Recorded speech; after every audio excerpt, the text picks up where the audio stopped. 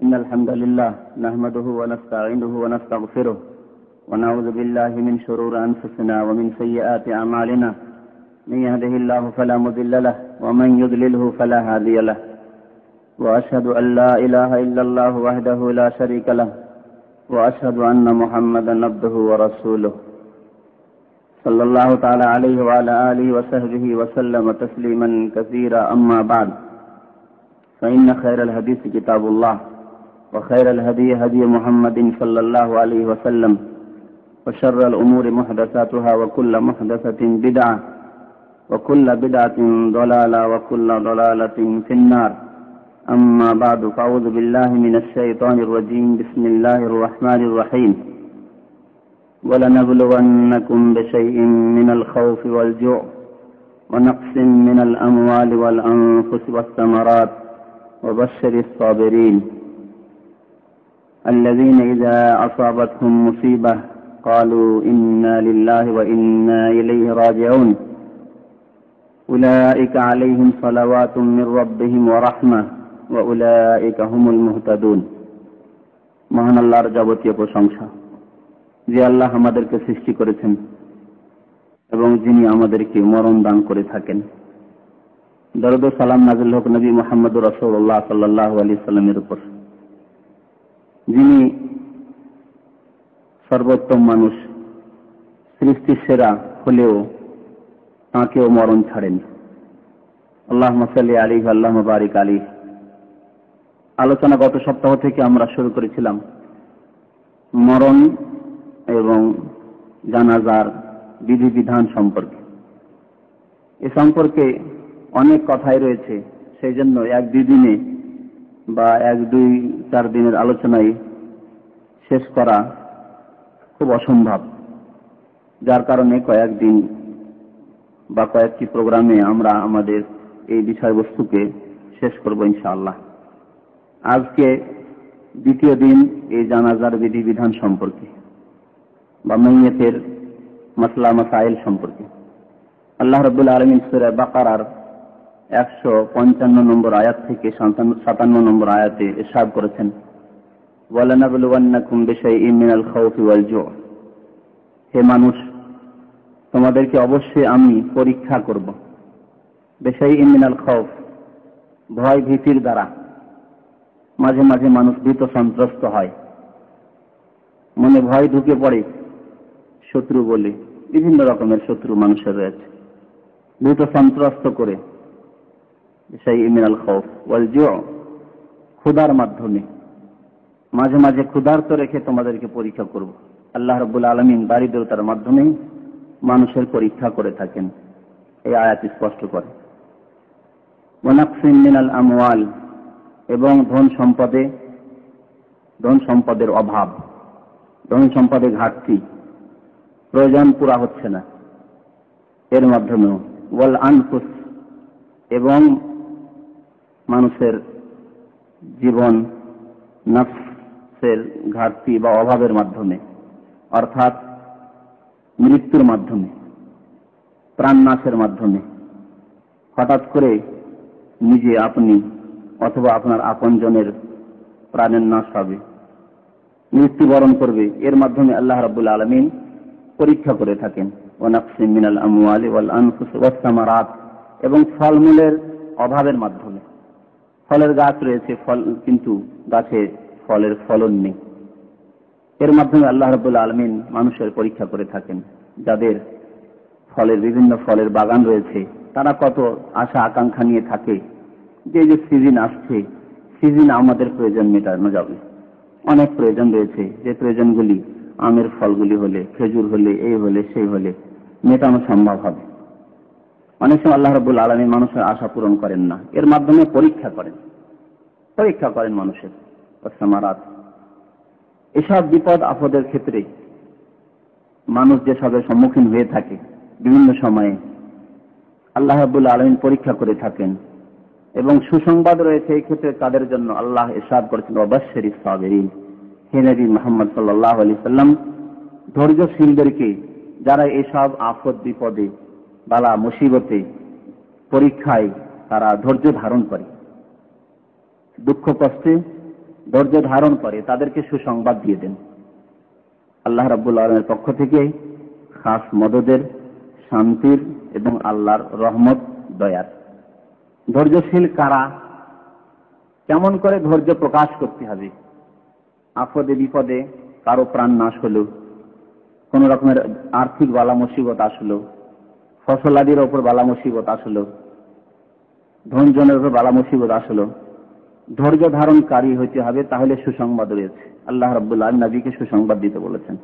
ধৈর্য ধারণ করা কেমন করে প্রকাশ করবেন আপনি যে আমি ধৈর্য ধারণকারী? কেমন করে বোঝা যাবে যে আপনি ধৈর্যশীল? আল্লাহ বলছেন ধৈর্যশীল তারা আল্লাযীনা ইযা আসাবাতহুম মুসিবাহ, যাদের উপর মুসিবত আসলে, যাদের উপর বিপদ আপতিত হলে কি করে? কালু, তারা বলে থাকে ইন্না লিল্লাহ, নিঃসন্দেহে আমরা আল্লাহর জন্য। ইন্না লিল্লাহ মানে নিঃসন্দেহে, এতে কোনো সন্দেহ নেই যে আমরা আল্লাহর জন্য, আল্লাহর পক্ষ থেকে এসেছি।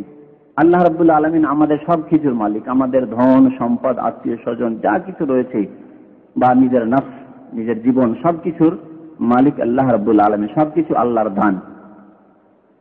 ওয়া ইন্না ইলাইহি রাজিউন, এবং আমাদেরকে নিঃসন্দেহে আল্লাহর কাছেই প্রত্যাবর্তিত হইতে হবে, ফিরে যেতে হবে। এতেও কোনো সন্দেহ নেই যে আল্লাহর পক্ষ থেকে এসেছি, আল্লাহর আদেশ ক্রমে এসেছি, এবং যা কিছু আল্লাহ দিয়েছেন তা আল্লাহর পক্ষ থেকে, আর সবকিছু আল্লাহর কাছে ফিরে যাবে। আমাদের কাছে কোনো কিছুই থাকবে না, আমাদের নিজের আত্মাও থাকবে না, দেহ বডিও থাকবে না, আমাদের জীবনও থাকবে না, আমাদের ধন সম্পদ থাকবে না। ওয়া ইন্না ইলাইহি রাজিউন, সবকিছু আল্লাহর কাছে ফিরে যাবে। আল্লাহ যাকে ইচ্ছা যখন ইচ্ছা দিয়ে থাকবে। তাহলে যারা ধৈর্যশীল তারা বালা মুসিবতে, বিপদ আপদে বলে থাকে এই কথা, অন্তর থেকে বলে থাকে, এবং অন্তরে বিশ্বাস যে আমরা আল্লাহর জন্য এবং আল্লাহর কাছেই ফিরে যেতে হবে। আমাদের যা কিছু আল্লাহ দিয়েছেন ধনজন, তা আল্লাহর জন্য, আল্লাহ সন্তুষ্টির জন্য, এবং আল্লাহর কাছে সবকিছু ফিরে যেতে হবে। ওয়া ইন্না ইলাইহি রাজিউন। এদের জন্য সুসংবাদ রয়েছে। কি ধরনের? আল্লাহ রাব্বুল আলামিন বলেন উলাইকা আলাইহিম সালাওয়াত, এদের জন্য আল্লাহ রাব্বুল আলামিনের পক্ষ থেকে রয়েছে শান্তি। এদের উপর আল্লাহর পক্ষ থেকে শান্তি বর্ষিত হয়। সালাওয়াতুম মির রাব্বিহিম ওয়া রাহমা, এবং আল্লাহর পক্ষ থেকে করুণা, রাহমত বর্ষিত হয়।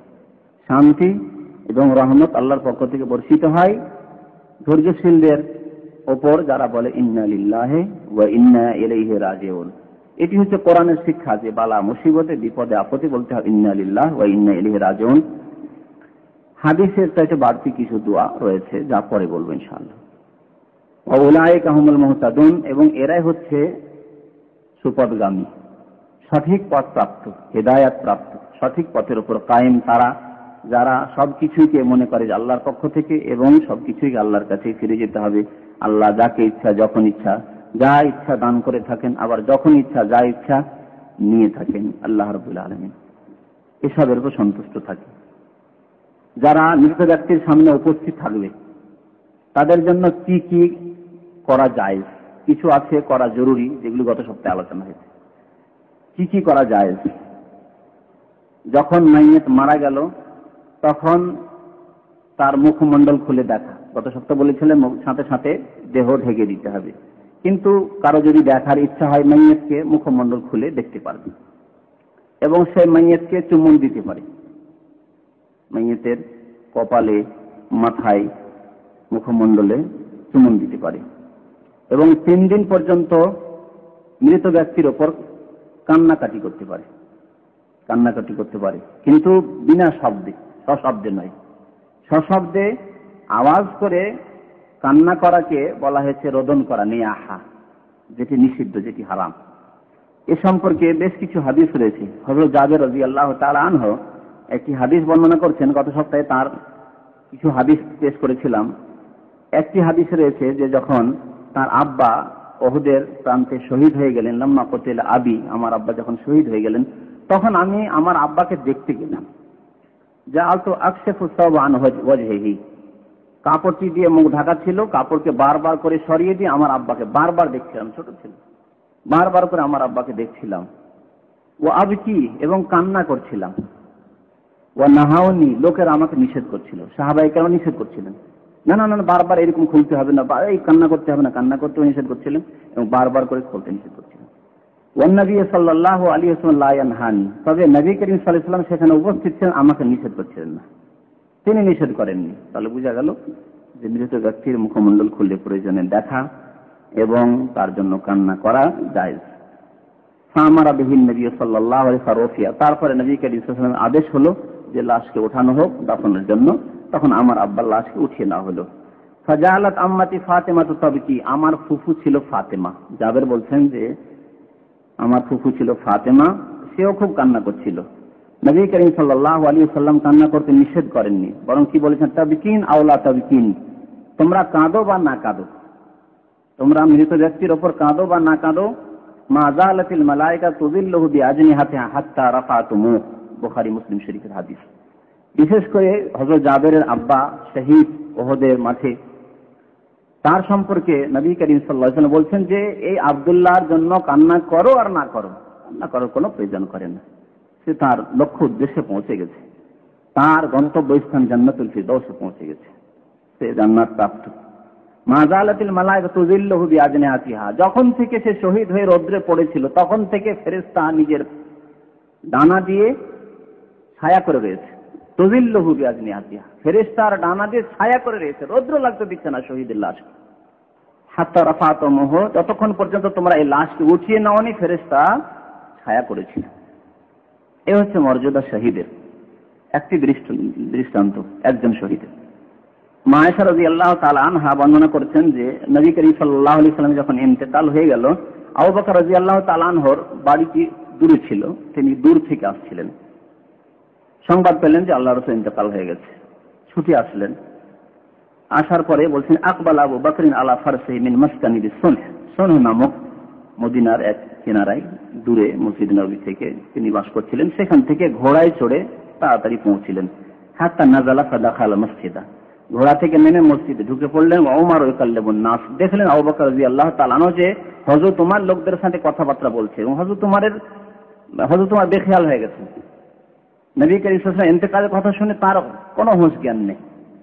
বলছেন যে বলবে যে নবী সাল্লাল্লাহু আলাইহি ওয়াসাল্লামকে, নবী সাল্লাল্লাহু আলাইহি ওয়াসাল্লামের ইন্তেকাল হয়েছে তাকে আমি হত্যা করে দেব, এই ধরনের কথাবার্তা বলছেন।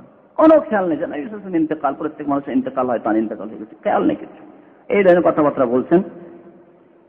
আবু বকর দেখলেন যে এখন আল্লাহ রাসূলকে আগে দেখি, হযরত তোমার সাথে কোন রকমের কথা বললেন না, ঢুকে ফালাম ইউকাল্লিমুন নাস, মানুষদের সাথেও কথাবার্তা বললেন না। হাত্তা দাখালা আলা আয়েশা, মা আয়েশা রাদিয়াল্লাহু তাআলা আনহা, তার মেয়ে, এই মেয়ের বাসাতে নবী করিম সাল্লাল্লাহু আলাইহি সাল্লামের পবিত্র দেহ জাসাদে মুবারক রাখা ছিল, সেখানে তিনি পৌঁছে গেলেন। তারপর ফাতায়াম্মামান নবী সাল্লাল্লাহু আলাইহি ওয়া হুয়া মুসাজ্জান বিবুরদাতিন হিবরা, ইয়ামানি হিবরি চাদর দিয়ে নবী করিম সাল্লাল্লাহু আলাইহি সাল্লামের পবিত্র দেহ ঢাকা ছিল, সে অবস্থায় সেখানে পৌঁছিলেন। ফাকাশাফা আন ওয়াজহি, তারপরে নবী করিম সাল্লাল্লাহু আলাইহি সাল্লাম মুখমণ্ডলটি খুলে দেখলেন। তাহলে মাইয়াতের মুখমণ্ডল খুলে দেখা প্রমাণ হলো হযরত আবু বকর রাদিয়াল্লাহু তাআলা আনহুর আমলের মাধ্যমে। সুম্মা আকাব্বা আলাইহি, তারপরে ঝাঁপিয়ে পড়লেন নবী করিম সাল্লাল্লাহু আলাইহি সাল্লামের উপর। ফাকাব্বালা বাইনা আইনাইহি, দুই চোখের মাঝখানে অর্থাৎ কপালে অথবা দুই চোখের মাঝখানে নাকে চুমুন দিলেন আবু বকর রাদিয়াল্লাহু তাআলা রাসূলুল্লাহ সাল্লাল্লাহু আলাইহি ওয়াসাল্লামের। সুম্মা বাকা, তারপরে কেঁদে ফেললেন। সুম্মা বাকা ফাকালা বিআবি আনতা উম্মি ইয়া রাসূলুল্লাহ, হে আল্লাহ রাসূল, আমার মাতা পিতা আপনার উপর কুরবান হয়ে যাক, আপনার জন্য ফিদা। লা ইয়াজমাউল্লাহু আলাইকা মাউতাতাইনি আবাদা, আপনার দুইবার মরণ হবে না, আপনার দুইবার মরণ হবে না। মরণ মানুষের একবার হয়, একবার মরণ হয়। আম্মাল মাউতা আল্লাতী আলাইকা ফাকাদ মিত্তাহা, যে মরণ আপনার জন্য লেখা ছিল আল্লাহর পক্ষ থেকে, সেই মরণ আপনি মরে গেছেন, আর মরণ হবে না। কি কথা বললেন আবু বকর? আম্মাল মাউতা আল্লাতী আলাইকা ফাকাদ মিত্তাহা, যে মরণ আপনার জন্য লেখা ছিল সেই মরণ মরে গেছেন। তার নবী করিম সাল্লাল্লাহু আলাইহি সাল্লামের ইন্তেকাল হয়ে গেছে। আবু বকর রাদিয়াল্লাহু তাআলা সুস্পষ্ট করলেন। যারা বলে হায়াতুন নবী, তারা বিদআতপন্থী, সাহাবায়ে কেরামদের তরিকা থেকে অনেক দূরে গোমরাহ পথভ্রষ্ট। যারা বলে যে নবী জীবিত, মিথ্যা কথা তাদের, এবং তারা বিদআতপন্থী, এবং তারা শিরকের দরজাকে তাদের জন্য খুলে রেখেছে। এই জন্য তাদের ভক্তরা, তাদের অনুসারীরা কবর মাজার পূজায় লিপ্ত খুব তাড়াতাড়ি হয়ে যেতে পারে, যেহেতু তাদের ধারণা যে নবী, আল্লাহ আম্বিয়া কেরামরা, রসুলরা, তারপরে অলিয়া উলিয়া, তারা মরেও মরে না, চোখের আড়াল হয়ে যায়। সেই জন্য কবর পূজা, মাজার পূজা এই বিদাতীদের মধ্যে বেশি। কিন্তু যাদের এই নির্ভেজাল আকীদা রয়েছে, সাহাবায়ে কেরামদের আকীদা, যে প্রত্যেক মানুষের মরণ হবে আর হয়েছে। কেউ বেঁচে থাকার জন্য কোনো মানুষ আসেনি। কুল্লু নাফসিন যায়কাতুল মউত। আম্বিয়া এবং রাসূল মারা গেছেন, তাহলে ওলি আউলিয়া কোথাকার, কোন ক্ষেত্রের মূল? তাহলে এই জন্য দেখা যায় যে যাদের আকীদা সাফ, সাহাবায়ে কেরামদের আকীদা পরিষ্কার, কোরআন সুন্নাহ ভিত্তিক আকীদা, তারা শিরক থেকে অনেক দূরে, শিরক মুক্ত। তারা কবর মাজারের ধার ধারে না, ধারেও যায় না, অনেক দূরে তারা এই শিরক থেকে, যে শিরক সমস্ত আমলকে ধ্বংস করে দেয়, মুশরিক বানিয়ে দেয়, চিরকালের জন্য জাহান্নামী করে দেয়। সেই শিরক থেকে মুক্ত কারা? যাদের আকীদা সাফ সুতরা, পরিষ্কার পরিচ্ছন্ন। আর যাদের আকীদা হায়াতুন নবী, যাদের আকীদা তো রয়েছে নবী জীবিত, নবী চোখের আড়াল হয়ে গেছেন, ওলি আউলিয়ারা মরেন না, তারাই কবর মাজারে লিপ্ত, কবর মাজার পূজায় লিপ্ত থাকে। আর একটি বর্ণনা বলছেন, লাকাদ মিত্তাল মাউতা আল্লাতী লা তামুতু বাদাহা আবাদা। হে নবী, ইয়া রাসূলুল্লাহ, হযরত আবু বকর বলছেন যে আপনার মরণ যে মরণ ছিল সেই মরণ মরে গেছেন, এরপরে আর মরণ আসবে না। দ্বিতীয়বার কোনো সময় শুনবো না যে আবার নবী জীবিত আবার মরেছেন, না, এরকম কোনো কথা শুনবো না। তাহলে নবী আর ফিরে আসবেন কি করে? নবী হাজির নাজির কি করে হবেন? বিদাতীদের আকীদা নবী আমাদের মিলাদ মাহফিলে হাজির হয়ে যান, আমাদের ওয়াজ মাহফিলে হাজির হয়ে যান, এইসব কথাবার্তা ভ্রান্ত গুমরাহ কথাবার্তা, শিরকি কথাবার্তা। বুখারী এবং নাসাঈর হাদিস। মৃত ব্যক্তি বা মাইয়িতের উপর কান্না করা যায়, চোখের পানি বহিয়ে, বিশেষ করে নবী করিম সাল্লাল্লাহু আলাইহি সাল্লামের সুন্নতে এর প্রমাণ রয়েছে। হযরত আনাস রাদিয়াল্লাহু তাআলা আনহু হাদিস বর্ণনা করেছেন যে দাখালনা মা রাসূলিল্লাহ সাল্লাল্লাহু আলাইহি ওয়াসাল্লাম আলা আবি সাইফ। আমি একবার রাসূলুল্লাহ সাল্লাল্লাহু আলাইহি ওয়াসাল্লামের সাথে আবু সাইফের বাড়ি গেলাম, তার বাড়িতে প্রবেশ করলাম। আবু সাইফ কে ছিল? ওয়াকানা যায়রান লি ইব্রাহিম। ইব্রাহিম যে রাসূলুল্লাহ সাল্লাল্লাহু আলাইহি ওয়াসাল্লামের ছেলে ছিলেন, ইব্রাহিম, আর বাল্যকালে মারা গিয়েছিলেন, তার দুধমা ছিল, এই দুধমার স্বামী ছিল এই আবু সাইফ, আর এ ছিল একজন কামার।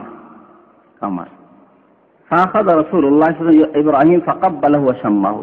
রাসূলুল্লাহ শুনতে পেলেন যে ইব্রাহিম একেবারে শেষ মুহূর্তে আর বাঁচবে না, মরমর অবস্থা, তাতেই ছুটে গেলেন, ওই বাড়িতে প্রবেশ করলেন, ইব্রাহিমকে কোলে উঠালেন, কোলে নিলেন, তারপর চুমন দিতে ফাকাব্বালাহু ওয়া শাম্মাহু, চুমন দিলেন, আদর করলেন শেষ মুহূর্তে। তাহলে চুমন দেওয়ার প্রমাণ পাওয়া গেল মৃত ব্যক্তিকে, অথবা যে মরমর অবস্থায়, একবার মুমূর্ষ অবস্থায় এইরকম ব্যক্তিকে চুমন দেওয়া নবী করিম সাল্লাল্লাহু আলাইহি ওয়াসাল্লামের সুন্নতে প্রমাণিত।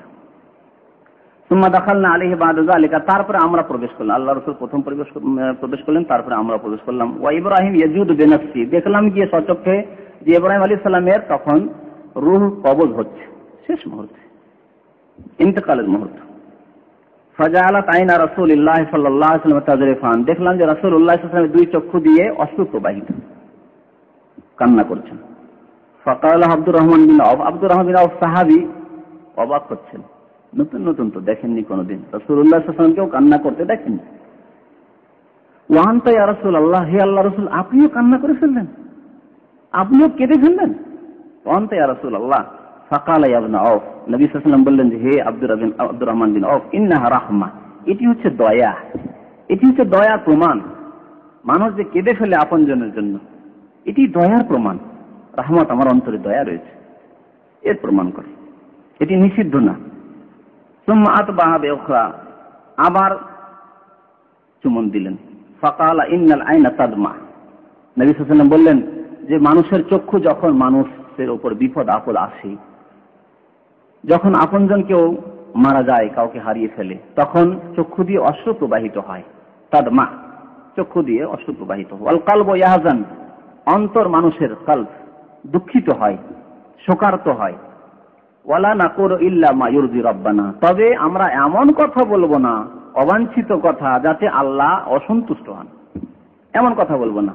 হায় হায় কি হলো, এই করবো না, যে কান্না হারাম, হায় কি করলাম আমার গেল, এইভাবে যারা কান্নাকাটি করে, সশব্দে আওয়াজ করে, কথা বলে, বয়ান করে, হারাম। ওয়ালা নাকুলু ইল্লা মা ইউরদি রাব্বানা, নবী কারীম সাল্লাল্লাহু আলাইহি ওয়াসাল্লাম বলছেন, হে আল্লাহ, আমি এমন কথা বলবো না যাতে আল্লাহ তুমি অসন্তুষ্ট হয়ে যাও, সেই কথাই বলবো যাতে আল্লাহ সন্তুষ্ট হন। আল্লাহ সন্তুষ্টির কথা মানে আল্লাহর তাকদীরের উপরে, ভাগ্যের উপর সন্তুষ্টি প্রকাশ, তারপরে যে সব দোয়া রয়েছে সেসব দোয়া পড়া। ওয়া ইন্না বিফিরাকিকা ইয়া ইব্রাহিম লামাহজুন, হে ইব্রাহিম, শেষ মুহূর্তে ইব্রাহিমকে সম্বোধন, হে ইব্রাহিম, তুমি যে আমাদের থেকে জুদা হয়ে যাচ্ছ, পৃথক হয়ে যাচ্ছ, আমাদের থেকে চিরদিনের জন্য বিদায় নিচ্ছ, তাতে আমরা শোকার্ত হয়ে পড়েছি, আমরা শোকার্ত। হাদিসটি বুখারী মুসলিমে রয়েছে। হযরত আব্দুল্লাহ বিন জাফর ইবনে আবি তালিব অনেকে জানেন তার নাম, আবু তালেবের ছেলে জাফর, হযরত আলীর ভাই। এই জাফর রাদিয়াল্লাহু তাআলা মুতার যুদ্ধে শহীদ হয়েছিলেন। মুতার যুদ্ধে কয়েকজন কমান্ডারকে নবী করিম সাল্লাল্লাহু আলাইহি ওয়াসাল্লাম নিযুক্ত করেছিলেন, তাদের মধ্যে একজন ছিলেন হযরত জাফর। জাফরও শহীদ হয়েছিলেন। শেষখানে আল্লাহ রাব্বুল আলামিন হযরত খালিদ বিন ওয়ালিদ রাদিয়াল্লাহু তাআলা আনহুর হাতে বিজয় দান করেছেন মুতার যুদ্ধে। তো এই যুদ্ধে হযরত জাফর যখন শহীদ হয়ে যান, হযরত জাফরের ছোট ছোট ছেলে ছিল, সব নাবালক, দেখাশোনার কেউ ছিল না। খুব কান্নাকাটি করছে ছেলেরা, তার স্ত্রী, পরিবার। তাদেরকে নবী করিম সাল্লাল্লাহু আলাইহি ওয়াসাল্লাম খুব ভেঙে পড়েছিল তারা কথায়। নবী করিম সাল্লাল্লাহু আলাইহি ওয়াসাল্লাম 3 দিন ধরে কান্নার জন্য অনুমতি দিয়েছিলেন, নিষেধ করেননি। আন্না নবী সাল্লাল্লাহু আলাইহি ওয়াসাল্লাম আমহালা আলা জাফরিন সালাসান আইয়াতিহুম, 3 দিন পর বললেন যে 3 দিন পর তোমাদের বাড়িতে আসো। 3 দিন পরে গেলেন। তারপরে বললেন ফাকাল লা তাবকু আলা আখি বাদাল ইয়াউম, আমার ভাই হযরত জাফর ইবনে আবি তালেব আল্লাহর রাসূলের চাচাতো ভাই, আমার ভাইয়ের উপর এই যে 3 দিন হয়ে গেল, এরপর আর তোমরা কান্নাকাটি করবে না, ক্রন্দন করবে না তোমরা। হাদিসটি আবু দাউদে রয়েছে, নাসাইতে রয়েছে সহিহ। তাহলে বোঝা গেল 3 দিন ধরে কোন মৃত ব্যক্তির ওপর কাঁদাকাটি করা যেতে পারে। মাইয়াতের যারা নিকট আত্মীয় তাদের জন্য কি করা জরুরি বা কি কাজ করতে হবে তাদের? এই ক্ষেত্রে প্রথম 2টি জিনিস তাদের জন্য করতে হবে। একটি হচ্ছে যে ধৈর্য ধারণ করতে হবে। যারা নিকট আত্মীয়, মাইয়াতের যারা নিকট, তারাই কাঁদাকাটি করে, তারাই ভেঙে পড়ে, তারাই শোকে শোকার্ত হয়।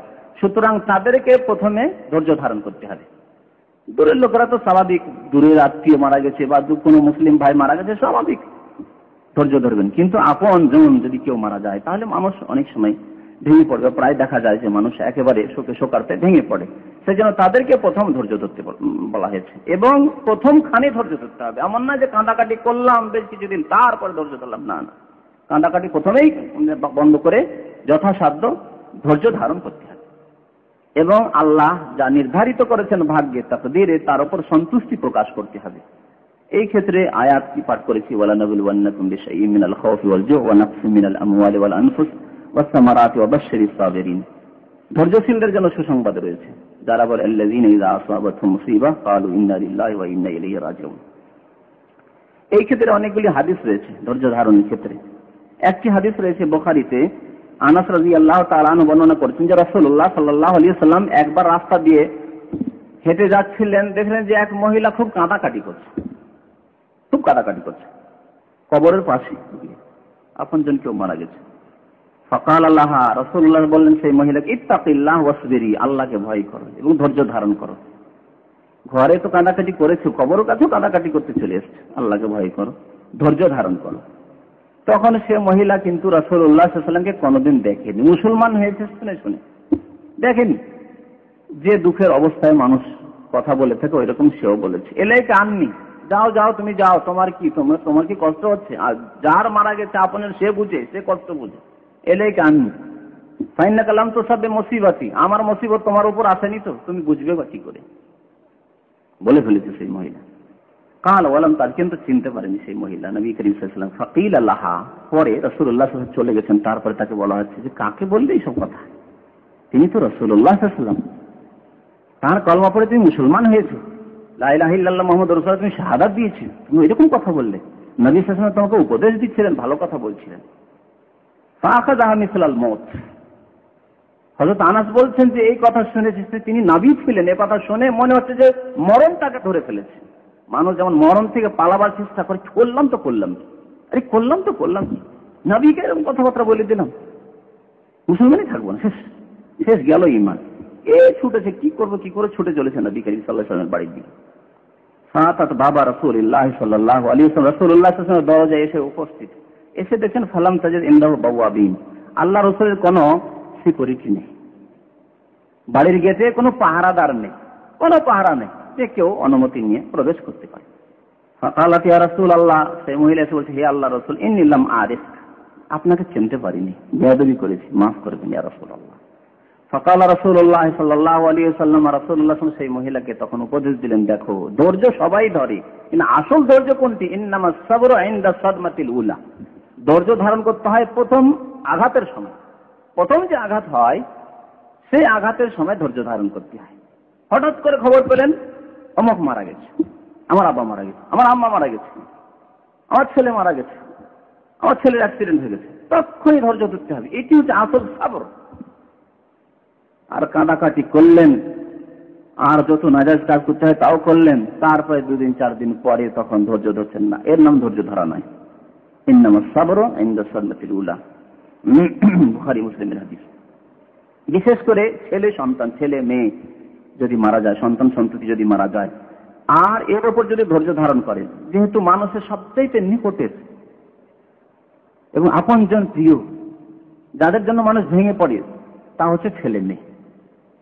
ছেলে মেয়ে যদি বাবা মায়ের হক রয়েছে আপন জায়গায়, কিন্তু মানুষ বাবা মায়ের জন্য অত হয়তো ভেঙে পড়ায়, যত বেশি ভেঙে পড়ে ছেলে মেয়েদের জন্য। এটি হচ্ছে মানুষের প্রকৃতি, ফিতরাত। এজন্য ছেলে মেয়েদের ওয়াফাত বা ইন্তেকালের সময় ধৈর্য ধারণ করতে বলা হয়েছে, এবং এর অনেক সওয়াবের কথা বলা হয়েছে, ফজিলতের কথা বলা হয়েছে, এবং এই ক্ষেত্রে অনেকগুলি হাদিস রয়েছে। প্রিয় নবী মুহাম্মদুর রাসূলুল্লাহ সাল্লাল্লাহু আলাইহি ওয়াসাল্লামের একটি হাদিস রয়েছে বুখারী মুসলিমে, আইয়ামা ইমরাতিন মাতাত লাহা সালাসাতান মিনাল ওয়ালাদ। যে কোনো মহিলার কথা কেন বললেন, পুরুষের কথা বলে? এই জন্য যে মহিলারাই বেশি ভেঙে পড়ে, পুরুষ তো তার অন্তর শক্ত বেশি, ওইভাবে ভেঙে পড়ে না যেমন ভেঙে পড়ে মহিলা। এই জন্য মহিলার কথা বলা হয়েছে এখানে, না হলে ফজিলত পুরুষও পাবে। বাবাও যদি ছেলেদের ইন্তেকালে সবর করে, ধৈর্য ধারণ করে, তাহলে সেও এই সওয়াব হাসিল করবে। নবী করিম সাল্লাল্লাহু আলাইহি ওয়াসাল্লাম বলেছেন, আইয়ামা ইমরাতিন মাতা লাহা সালাসাতু মিনাল ওয়ালাদ।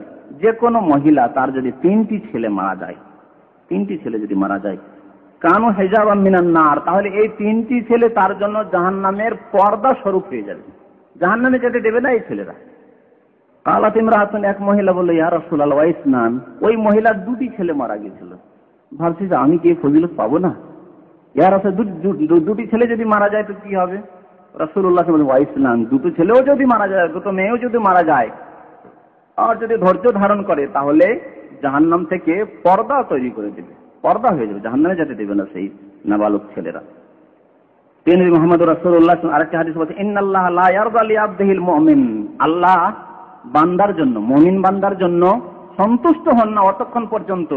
কোন মুমিন বান্দার জন্য? ইযা যাহাবা বিসাফিহি মিন আহলিল, আর যদি পৃথিবী থেকে তার আপনজনকে আল্লাহ নিয়ে নেয়, সে নিয়ে নেয় আপনজন বা প্রিয় জিনিস, ছেলে মেয়ে, একটির আশাবাদী হলো যে আল্লাহ আমাকে সওয়াব দান করবেন এই ধৈর্যের উপর, তাহলে আল্লাহ রাব্বুল আলামিন সন্তুষ্ট হন না জান্নাত না দিয়ে, ছোটখাটো কোনো কিছু দিয়ে, জান্নাত ছাড়া অন্য কোনো নিয়ামত দিয়ে, অন্য কোনো দান দিয়ে আল্লাহ রাব্বুল আলামিন অন্য কোনো অনুগ্রহ করে সন্তুষ্ট নিজেই হন না আল্লাহ রাব্বুল আলামিন, যতক্ষণ ওই লোককে জান্নাত না দেবেন। ছেলে মারা যাক, মেয়ে মারা যাক, আপনজন মারা যাক, আর ধৈর্য ধারণ করলেন, সওয়াবের আশা করলেন আল্লাহর কাছে, তাহলে আল্লাহ জান্নাত না দিয়ে থাকতে পারেন না। হাদিস নাসাই শরীফের হাদিস। প্রিয় নবী মুহাম্মদুর রাসূলুল্লাহ সাল্লাল্লাহু আলাইহি ওয়াসাল্লাম আরেকটি হাদিসে বলছেন, মামিন মুসলিমিনা, যে কোনো মুসলমান, ইয়ামুতু লাহুমা সালাসাতুন মিনাল ওয়ালাদ, যদি 3টি ছেলে মেয়ে মারা যায়, লাম ইয়াবলুগহিম, আর ওই ছেলে মেয়েরা সাবালক হয়নি। কেন সাবালক হলে তারা গুনাহগার হইতে পারে। সাবালক হওয়ার পরে নামাজে যদি শিথিলতা থাকে, রোজায় যদি শিথিলতা থাকে, হালাল হারামে যদি শিথিলতা থাকে, তাহলে সেই ছেলেরাই গুনাহগার, সুতরাং ওই গ্যারান্টি নেই। কিন্তু নাবালক অবস্থায় যদি ছেলে মারা যায়, সে নিষ্পাপ মাসুম ছেলে। এই নিষ্পাপ ছেলেরা যদি 3টি ছেলে মারা যায়, ইল্লা আদখালাহুমুল্লাহু আবাওয়াইহিমিল জান্নাতি বিফজলি রাহমাতিহি, তাহলে আল্লাহ রাব্বুল আলামিন তার রহমতে, তার ফজল করমে সেই ছেলেগুলিকে এবং সেই ছেলেদের বাবা মাকেও জান্নাত দেবেন, জান্নাতে দাখিল করবেন, আল্লাহ জান্নাত দান করবেন। কাল ওয়ায়াকুনুনা আলা বাবিন মিন আবাবিল জান্নাহ, ওই ছেলেদের তো কোনো হিসাব নিকাশ নেই, সুতরাং আগে অলরেডি জান্নাতের দরজায় পৌঁছে গেছে, জান্নাতের দরজায় পৌঁছে আছে জান্নাতে যাওয়ার জন্য। ওখানে পৌঁছে গিয়ে ফেরেশতারা বলছে, যাও, দেখছো কি তামাশা, এখানে যাওয়ার জন্য মানুষ তাই করছে যে কখন জান্নাতে যেতে পারবার, তোমরা দরজায় এসে দাঁড়িয়ে আছো, দরজায় দাঁড়িয়ে থাকবে এই ছেলেরা। ওয়ায়াকুনুনা আলা বাবিন আবাবিল জান্নাহ ফায়ুকালু লাহুম, তখন তাদেরকে বলে, উদখুলুল জান্নাহ, যাও জান্নাতে দাখিল হয়ে যাও। ফায়াকুলুনা, বলবে, হাত্তা ইয়াজি আবাওয়ানা, অতক্ষণ আমরা যাব না, এখানে দাঁড়িয়ে থাকবো, অপেক্ষায় রয়েছি। কার? বাবা মায়ের। যতক্ষণ বাবা মা না আসবে ততক্ষণ জান্নাতে যাব না। বাবা মাকে সাথে নেবে, তারপরে জান্নাতে যাবে। আল্লাহকে বলবে ছেলেরা যে আল্লাহ, একাই জান্নাতে যাব না, আমরা নাবালক অবস্থায় মারা গেছি, আম্মা আব্বা ধৈর্য ধারণ করেছে, সুতরাং একাই জান্নাতে যাব না, বাবাকেও নেব, মাকেও নেব। ফায়ুকালু লাহুম, তখন আল্লাহর পক্ষ থেকে বলা হবে, উদখুলুল জান্নাত আনতুম ওয়া আবাওয়াকুম বিফজলি রাহমাতিল্লাহ, আল্লাহর রহমতে, আল্লাহর দয়ায় তোমরাও জান্নাতে চলে যাও, তোমাদের বাবা মাও জান্নাতে যাবে, যাক সব চলে যাও। এই হচ্ছে আল্লাহর রহমত যদি ধৈর্য ধারণ করা যায় তাহলে। হাদিসটি নাসাইতে রয়েছে, এর সনদ সহিহ। দ্বিতীয় কাজ যেটি মাইয়েতের মৃত ব্যক্তির নিকট আত্মীয়দের, প্রথম কাজ বললাম যে ধৈর্য ধারণ করতে হবে, আর আল্লাহ যে তকদিরে নির্ধারিত করেছেন যে কোনো মুসিবতে সে তকদিরে ছিল, আল্লাহর পক্ষ থেকে নির্ধারিত, তার উপর সন্তুষ্ট থাকতে হবে। আর দ্বিতীয় কাজ হচ্ছে যে ইন্না লিল্লাহি ওয়া ইন্না ইলাইহি রাজিউন পড়তে হবে, আল্লাহর দিকে নিজেকে সুপর্দ করে দিতে হবে। তার সাথে সাথে নবী করিম সাল্লাল্লাহু আলাইহি ওয়াসাল্লামের হাদিসে যে দোয়াগুলি রয়েছে পড়তে হবে। নবী মুহাম্মদ রাসূলুল্লাহ সাল্লাল্লাহু আলাইহি ওয়াসাল্লামের কি হাদিস রয়েছে যে কোনো লোকের উপর যদি মুসিবত আসে, কেউ যদি ইন্তেকাল করে তার আপনজন, বা কোনো আপদ বিপদ আসে আর বলে ইন্না লিল্লাহি ওয়া ইন্না ইলাইহি রাজিউন, আল্লাহুম্মা আজরনি ফি মুসিবতি, আল্লাহুম্মা আজরনি অথবা আল্লাহুম্মা আজরনি, দুই রকম পড়া যেতে পারে এই দোয়াতে। আল্লাহুম্মা আজরনি ফি মুসিবতি, হে আল্লাহ এই আমার মুসিবতে আমাকে প্রতিদান দাও, সওয়াব দান করো, আমি এই মুসিবতে ধৈর্য ধারণ করছি, এর আমাকে নেকি দান করো। আজরনি ফি মুসিবতি ওয়া খুলফলি খায়রা মিনহা, আর যা আমি হারিয়েছি তার চাইতে উত্তম আমাকে দান করো। এই দোয়া পড়তে হবে, এটি বাড়তি হাদিস রয়েছে ইন্না লিল্লাহি ওয়া ইন্না ইলাইহি রাজিউন পড়ার পরে। হাদিসটি উম্মে সালমা বর্ণনা করেছেন, মুসলিম শরীফ রয়েছে। এবং মহিলা, বিশেষ করে মহিলারা বেশি শোকার্ত হয় বলছিলাম, মহিলারা যদি শোক করে তাহলে যে কোনো মানুষের ওপর 3 দিন করতে পারে, পুরুষ লোকও 3 দিন করতে পারে, শোক করতে পারে। আর স্বামীর ক্ষেত্রে শুধু মহিলাদের জন্য 4 মাস 10 দিন শোকের কথা রয়েছে। আল্লাহ রাব্বুল আলামিন কোরআনে বলেছেন যে ওয়াল্লাযীনা ইয়াতাওয়াফাউনা মিনকুম ওয়া ইয়াযরুনা আজওয়াজান ইয়াতারাব্বাসনা বিআনফুসিহিন্না আরবাআতা আশহুরি ওয়া আশরা, তোমাদের কেউ যদি ইন্তেকাল করে আর স্ত্রীদেরকে ছেড়ে যায় তাহলে তারা অপেক্ষা করবে, বিয়ে করতে পারবে না। তাহলে 4 মাস 10 দিন শোক পালন করবে, তার মানে বিয়ে করা হারাম। এই 4 মাস 10 দিন বিয়ের পয়গাম নেওয়া হারাম, বিয়ের পয়গাম দেওয়াও হারাম।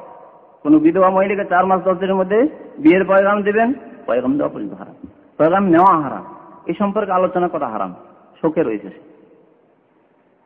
আর বা তা শরী ওয়াসরা 4 মাস 10 দিনের কথা আল্লাহ কোরআনে বলেছেন। বাকি অন্য যে কোনো লোক মারা যাক না কেন, ছেলে মারা যাক, মেয়ে মারা যাক, বাবা মারা যাক, মা মারা যাক, 3 দিনের বেশি শোক করা যায় না। আর 3 দিন যদি শোক করে তো এটি ধৈর্যের পরিপন্থী না। কেউ যদি বলে শোক করছেন মানে তুমি ধৈর্য ধরো না, না, শোক করতে পারেন। শোক আপন জায়গায় ঠিক রয়েছে, আর ধৈর্য ধারণ আলাদা। ধৈর্যের সম্পর্ক অন্তরের সাথে এবং আপনার কাজকর্মের সাথে, তার সাথে সাথে আপনি এমন কোনো কাজ করবেন না যেগুলি শরীয়তে না জায়েজ। বাকি কথা শোক প্রকাশ করা 3 দিন হাদিসে জায়েজ রয়েছে যে কোনো ব্যক্তির ওপর, সুতরাং শোক করা যাবে। যায়নাব বিনতে আবি সালমা, আবু সালমার মেয়ে যায়নাব বলছেন দাখালতু আলা উম্মে হাবিবা যাওজিন নবী সাল্লাল্লাহু আলাইহি ওয়াসাল্লাম, রাসূলুল্লাহ সাল্লাল্লাহু আলাইহি ওয়াসাল্লাম এক স্ত্রীর নাম ছিল উম্মে হাবিবা, আবু সুফিয়ানের মেয়ে। তার কাছে গেলাম, ফাকালা, সে বলল সামি'তু রাসূলুল্লাহ সাল্লাল্লাহু আলাইহি ওয়াসাল্লাম, রাসূলুল্লাহ সাল্লাল্লাহু আলাইহি ওয়াসাল্লাম বলতে শুনেছি, লা ইয়াহিল্লু লিমাতি তুমিনু বিল্লাহি ওয়াল ইয়াউমিল আখির আন তুহিদ্দা আলা মাইয়িতিন ফাওকা সালাস, কোন মহিলার জন্য জায়েজ নয় যে 3 দিনের বেশি শোক করবে, কোন মৃত ব্যক্তির ওপর 3 দিনের বেশি শোক করবে। ইল্লা আলা যাওজিন আরবাআতা আশহুরি ওয়া আশরা, তবে স্বামীর ওপর 4 মাস 10 দিন শোক করবে। শোক করা কেমন করে করতে হয়? শোক করা যেমন আমাদের দেশের মহিলারা স্বামী মরলে সাধারণত শোক করে। স্বামী মরলে কোনো অলংকার পরে না, ভালো সুন্দর লেবাস পোশাক পরে না, অলংকার গুলি খুলে ফেলে দেয়, চুড়ি খুলে ফেলে দিল, হার মালা খুলে ফেলে দিল, সাদা কাপড় পরলো, বেশি রংচঙে কাপড় পরলো না, এই ধরনের শোক সাধারণত করে। এই ধরনের যে শোকগুলি রয়েছে, অর্থাৎ শোক করার অর্থ হচ্ছে জিনত না অবলম্বন করা, ভালো অলংকার ব্যবহার না করা, ভালো লেবাস পোশাক না ব্যবহার করা, চাকচিক্যতা। তার মানে এই না যে ময়লা আবর্জনা নিয়ে থাকবেন, পরিষ্কার পরিচ্ছন্ন থাকবেন, কিন্তু ভালো ভালো জিনত অলংকার ব্যবহার না করা। এটি স্বামীর ক্ষেত্রে যেমন 4 মাস 10 দিন, অন্যান্যদের ক্ষেত্রে 3 দিন পর্যন্ত করা যেতে পারে। ছেলে মারা গেছে 3 দিন আপনি গয়না পরলেন না, বাবা মারা গেছে, মা মারা গেছে 3 দিন ভালো গয়না পরলেন না, ভালো শাড়ি পরলেন, 3 দিন করতে পারেন। 3 দিন পরে আতর সুগন্ধি লাগালেন আপনি 3 দিন ধরে, 3 দিন পরে নয় যে না আমার বাবা মারা গেছে সুতরাং আমি আতর ব্যবহার করবো না। সপ্তাহ চলে যাচ্ছে, মাস চলে যাচ্ছে, তারপর বলছে আতর ব্যবহার করবো না, চলবে না, ব্যবহার করতে হবে। তো বলছেন যে সুম্মা দাখালতু আলা যায়নাব বিনতে জাহাশ, তারপরে রাসূলুল্লাহ সাল্লাল্লাহু আলাইহি ওয়াসাল্লাম আরেক স্ত্রীর কাছে গেলাম। এই যায়নাব বলছেন আবু সালমান মেয়ে, তার নাম হচ্ছে যায়নাব বিনতে জাহাশ। হিনা তুফি আকুহা, তার ভাইয়ের ইন্তেকাল হয়েছিল, ভাইয়ের ইন্তেকালের পরে 3 দিন হয়েছে, সেই সময় আমি তার কাছে গিয়েছি। তখন তিনি করলেন কি সাদাত বেতিবিন ফামাসাত, তারপরে সুগন্ধি নিয়ে ডাকলেন। মহিলাদের সুগন্ধি এমন সুগন্ধি হইতে হবে যাতে রং রয়েছে কিন্তু বেশি সুগন্ধি যাতে না ছড়ায় বাইরে গেলে। আর ঘরের মধ্যে যদি থাকে আর সেখানে সবাই মাহারাম রয়েছে, গায়ের মাহারাম কেউ নেই, দেবর নেই, ভাসুর নেই, ভগ্নিপতি নেই, এইরকম জায়গায় যদি থাকে, আপন স্বামী শুধু রয়েছে, ছেলেরা রয়েছে, তাহলে সুগন্ধিওয়ালা আতরও মহিলারা ব্যবহার করতে পারে। বাইরে গেলে সুগন্ধিযুক্ত আতর মহিলাদের জন্য হারাম। সুগন্ধিযুক্ত আতর ব্যবহার করে বাইরে রাস্তাঘাটে চলাফেরা করা আর অন্য কোনো অপর পুরুষ সেই সুগন্ধি উপলব্ধি করবে, এটিকে এই মহিলাকে বলা হয়েছে জানিয়া, জানিয়া বলা হয়েছে, জেনাকারিনী মহিলা বলা হয়েছে, সাবধান মহিলা। তো হযরত যায়েনব বিনতে জাহাসের ভাইয়ের ইন্তেকাল হয়েছিল, তিনি করলেন 3 দিন হয়ে গেছে, সুতরাং আর তো বেশি শোক করা যাবে না, সুতরাং কমপক্ষে এর প্রমাণ দিতে হবে আমি আর শোক করছি না। সেই জন্য তার কোনো প্রয়োজন ছিল না, নিলেন সুগন্ধি হাতে নিলেন, আর হাতে নেওয়ার পরে একটু মেখে নিলেন। তারপরে বলছেন তিনি মালি বিত্তিবে মিন হাজা, আমার সুগন্ধির কোনো প্রয়োজন নেই। রাসূলুল্লাহ সাল্লাল্লাহু আলাইহি ওয়াসাল্লামের ইন্তেকাল হয়ে গেছে, সুগন্ধি কার জন্য নেব, আতর কার জন্য ব্যবহার করব, কোনো প্রয়োজন নেই। কিন্তু কেন ব্যবহার করলেন যায়েনব বিনতে জাহাস? বলছেন গায়র আন্নী সামিআতু রাসূলুল্লাহ সাল্লাল্লাহু আলাইহি ওয়াসাল্লাম ইয়াকুল, এই জন্যই আমি আতর এখন ব্যবহার করলাম যে রাসূলুল্লাহ সাল্লাল্লাহু আলাইহি ওয়াসাল্লাম বলতে শুনেছি যে লা ইয়াহিল্লু লিইমরাতিন তুমিনু বিল্লাহি ওয়াল ইয়াউমিল আখির আন তুহিদ্দা আলা মাইয়িতিন ফাওকা সালাস, 3 দিনের বেশি কারো উপর শোক করা হারাম, ইল্লা আলা যাওজ, শুধু স্বামী ছাড়া। এতক্ষণ বলছিলাম যে মাইয়িতে যারা নিকট আত্মীয় তাদের জন্য কি করণীয় বা করা জরুরি, এখন কি করা হারাম তার উল্টো। মাইয়িতের যারা নিকট আত্মীয় তাদের জন্য কি কি কাজগুলি হারাম আর মানুষ করে থাকে, তার মধ্যে একটি কাজ হচ্ছে নুহা করা, মানে রোদন করে কান্না করা, রোদন করে উচ্চ স্বরে আওয়াজ করে বয়ান করে কান্না করা, যা আমাদের পরিবেশে হয়ে থাকে, এটি হচ্ছে হারাম। নবী মুহাম্মদ রাসূলুল্লাহ সাল্লাল্লাহু আলাইহি ওয়াসাল্লাম এই ক্ষেত্রে অনেকগুলি হাদিস রয়েছে। একটি হাদিস রয়েছে আরবাউন ফি উম্মতি মিন আমরিল জাহিলিয়া, আমার উম্মতে 4টি আচরণ রয়েছে যেগুলো হচ্ছে জাহিলিয়াতের আচরণ, জাহিলি জামানার অর্থাৎ মুশরিকদের আচরণ, কাফেরদের আচরণ। আল ফাখর ফিল আহসাব, একটি হচ্ছে বংশ নিয়ে অহংকার প্রকাশ করা। মুসলমান সমাজে অধিকাংশ মানুষদের এইরকম চরিত্র রয়েছে, বংশ নিয়ে অহংকার করা, আমার বংশ এইরকম, আমার বংশ এইরকম, আমার বংশে ডাক্তার রয়েছে তো আমার বংশে ইঞ্জিনিয়ার রয়েছে, আমার দাদা এরকম আলেম ছিল তো আমার পরিবার এইরকম ধার্মিক পরিবার, সবগুলি নিষিদ্ধ না। বংশ নিয়ে ফখর করা এই জাহিলিয়াতের চরিত্র। ওয়াতানুফিল আনসাব, আর দ্বিতীয় জাহিলি চরিত্র হচ্ছে, মুশরিকদের চরিত্র হচ্ছে যে কারো বংশের ওপর সমালোচনা করা, বংশ নিয়ে সমালোচনা করা বা সন্দিহান হওয়া। কোন ছেলে সম্পর্কে বলছে না এই ছেলেটি যারও সন্তান, এই ছেলেটি আরে ওর ছেলে না, যারও সন্তান, অথচ আপনার কাছে ওই রকমের কোনো প্রমাণ নেই, 4টি সাক্ষী নেই। যদি এইরকম কথা বলেন 4টি সাক্ষী দিতে হবে। 4টি সাক্ষী যদি না দিতে পারেন জেনার ক্ষেত্রে, ওকে কোন মানুষকে যারও সন্তান বললেন তার মানে তার মা হচ্ছে কি জেনাকারিনী, সুতরাং 4টি প্রমাণ দিতে হবে, শাহাদাত দিতে হবে। আর যদি না নিয়ে আসতে পারেন সূরা নূরের আয়াত পড়বেন। আল্লাহ রাব্বুল কি বলছেন? ওয়াল্লাযীনা ইয়ারমুনাল মুহসানাত, যারা সতী নারীর উপর মিথ্যারোপ করল, অপবাদ দিল, সুম্মা লাম ইয়াতু বিআরবাতি শুহাদা, তারপর 4টি সাক্ষী নিয়ে আসতে পারলো না, ফাজলিদুহুম 80 জালদা, তাদেরকে 80 কোড়া লাগাও, 80 বার কষাঘাত করতে হবে। এই হচ্ছে শরীয়তের বিধান। সুতরাং কাউকে যারও সন্তান বলে দেওয়া মানে সে যদি দাবি করে আপনাকে 80 কোড়া খেতে হবে। তো এটি হচ্ছে জাহেলিয়াতের, মানে সন্দেহের ভিত্তিতে, না ওর বাবাও ফর্সা, ওর মাও ফর্সা, আরে ছেলেটি কালো কেন রে? আমাদের সমাজে বলে না এরকম, আরে বাবাও কালো মাও কালো, ছেলেটি ফর্সা মানে কোথেকে এলো রে? কোথা থেকে এলো? আপনাকে ওইসব হিসাব নিকাশ করতে আল্লাহ বলেছে না, ওইসব হিসাব নিকাশ আল্লাহর কাছে আছে। আর মুসলিমদের ইজ্জতের হেফাজত করবে, সন্দেহের ভিত্তিতে কোনো কথা বলবেন। আসল হচ্ছে যে তার বাবা মায়ের ছেলে, সে আসলে কোনো প্রমাণ না থাকলে, আর যদি 4টি প্রমাণ থাকে তখন কিছু বলা যেত, না হলে মুখ খুলতে হবে। ওয়াল ইসতিসকা বিন নুজুম, জাহেলিয়াতের জামানার আরেকটি চরিত্র মুশরিকদের, যে তারা মনে করে যে তারকা বৃষ্টি নিয়ে আসে। এই জাহেলি চরিত্র আমার দেশে রয়েছে। আমার দেশে বলে যে অমুক মাসে আছে না, আশ্বিন মাসে অমুক সময় বর্ষা হয়, হিন্দুদের অমুক পূজার সময় বর্ষা বৃষ্টি হয়। মুসলমানরা বলে, মুসলমান বলে যে হিন্দুদের অমুক পূজা আছে না, বর্ষা হবে। এগুলি হচ্ছে জাহিলিয়াতের মুশরিকদের চরিত্র, দেখছেন মুসলমানদের মধ্যে থাকে বদ আকীদা। এগুলি কোনো তারকার কারণে বা কোনো মৌসুমের কারণে, কোনো সিজনের কারণে বর্ষা বৃষ্টি আসে, না না না, বরং আল্লাহর পক্ষ থেকে, আল্লাহর পক্ষ থেকে যা কিছু আসে আল্লাহর পক্ষ থেকে। আর চতুর্থ মুশরিকি আচরণ হচ্ছে, জাহিলি জামান আচরণ হচ্ছে নেয়া, রোদন করা। কোন মানুষ মরে গেলে তার জন্য রোদন করা।